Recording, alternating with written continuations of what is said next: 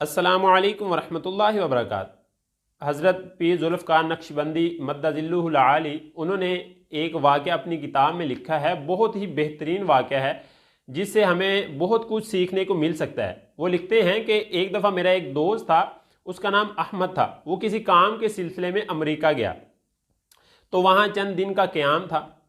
तो जहाँ वो रह रहा था वहीं करीबी मुसलमानों ने एक मस्जिद बनाई हुई थी, जहाँ पर वो वहाँ के मुसलमान जो थे वो जाते और नमाज अदा करते। 5 वक्त की वहाँ पर अजान होती थी। तो वो जो मिस्टर अहमद था उसके करीब एक आदमी रहता था जो गैर मुस्लिम था, मुसलमान नहीं था, अंग्रेज़ था। तो वो भी उसके पास ही रहता था। उसकी वो चूँकि घर करीब था तो इसी वजह से उसकी वो अहमद के साथ दोस्ती होगी।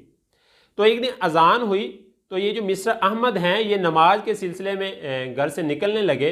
तो वो जो अंग्रेज़ था उसने आवाज़ दी कि मेरी एक बात सुनो। तो उन्होंने कहा कि नमाज का वक्त हो गया है, अब तो मैं बात नहीं सुन सकता, इसके बाद नमाज के बाद मैं बात सुन लूँगा। तो वो जो अंग्रेज़ था उसने बहुत इसरार किया, उसने कहा कि मैं तुझे एक गाना सुनाना चाहता हूँ। तो मिस्टर अहमद कहने लगे कि अभी नमाज का वक्त है और मैं गाना नहीं सुनता, मुझे गाना पसंद ही नहीं है। वो कहता है 1 मिनट बात तो सुनो यार। तो जो मिस्टर अहमद है वो उसके घर गए तो उसने ना मेज़ पे एक तबला रखा हुआ था।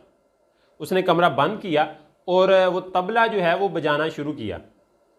जब तबला बजाना शुरू किया तो साथ में सूरत फातिहा पढ़ना शुरू कर दी। तो ये जो मिस्टर अहमद थे ये समझ गए कि ये बंदा क्या कर रहा है। जब सारी सूरत फातिहा उसने पढ़ ली तो इन्होंने पूछा कि ये क्या किया है। तो उसने कहा, वो जो अंग्रेज़ था उसने बताया कि ये ना गाना मेरा एक मिस्री दोस्त है उसने मुझे बताया है। मैंने उसको बताया था कि मुझे ज़हनी परेशानी बहुत ज़्यादा रहती है, सर में दर्द है, डिप्रेशन है।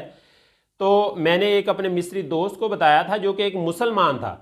तो उसने मुझे ये बताया था कि जब तुझे कोई ऐसी सूरत हाल पेश आए तो तूने ये जो गाना है मैंने बताया है ये कमरा बंद करके पढ़ लेना है। इंशाल्लाह इससे आपको सुकून हो जाएगा, आपकी तबीयत जो है वो बेहतर हो जाएगी।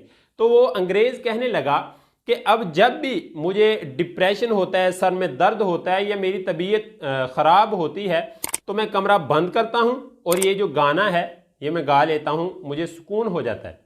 अमेरिका में जब कोई बंदा सुकून महसूस करता है तो वो एक जुमला कहता है, I am feeling natural high. ये जुमला इस्तेमाल करता है। तो वो कहता है कि जब मुझे सुकून होता है तो मैं अपने दोस्तों को कहता हूँ I am feeling natural high, कि मैं बहुत ज़्यादा सुकून महसूस कर रहा हूँ।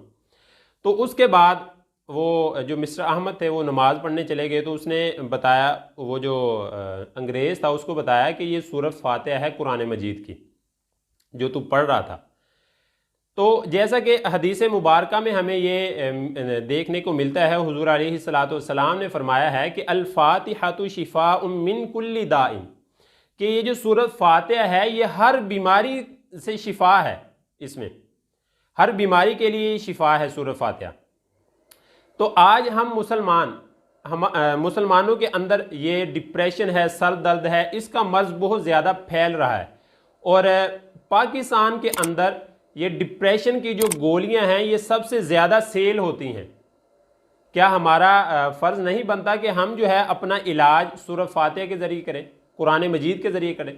अगर हमें भी कोई ज़हनी बीमारी है, डिप्रेशन है, सर दर्द है या और कोई है, हुज़ूर अलैहिस्सलातु वस्सलाम के फरमान के मुताबिक सूरत फातिहा में हर बीमारी के लिए शिफा है। तो हमें भी अपना इलाज जो है ये सूरत फातिहा के ज़रिए करना चाहिए। हमें कुरान पढ़ना चाहिए ताकि हमारी तबीयतों को सुकून हो, हम अल्लाह ताला से बातें करें। लेकिन हम मुसलमान इससे गाफिल हो चुके हैं। हमने अपना इलाज गोलियों पर, टैबलेट्स, ये जो इंजेक्शन वगैरह हैं इन पर मुनहसर कर लिया है, कुरान को छोड़ दिया है। और इसी वजह से आज हमारी ये हालत है। अल्लाह ताला से दुआ है कि अल्लाह ताला कुरान मजीद को सही समझ कर पढ़ने की तौफीक अता फरमाए।